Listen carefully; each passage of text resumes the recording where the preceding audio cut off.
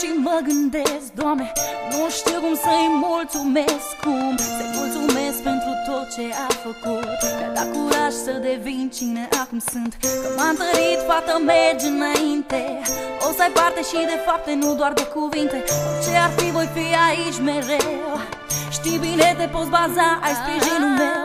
Mi-ai dat, Doamne, tot ce mai frumos nu se putea. Mi-ai dat speranța să o trăiesc și o trăiesc prin ea. Mi-a fost alături zile bune și nopți grele, când plângeam din despărțiri sau bătfelele. De mici copii ea mereu mă apăra. Acum că-i mare e ca și mama mea. Mă alintă, mă răsfață cât se poate și dă și păm să mă trezesc la realitate.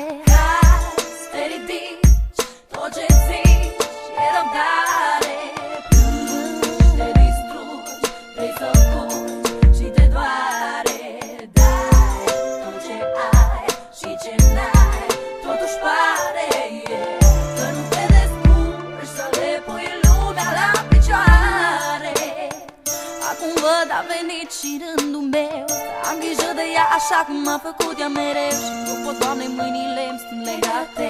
Nu pot să fac să o trezesc la realitate. Să pot să spun că viața nu e nedreaptă.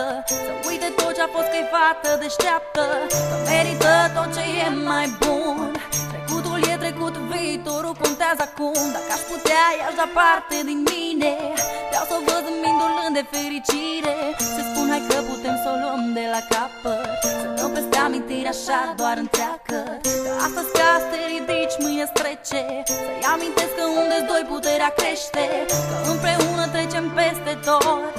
Că o prietenie trece și prin foc.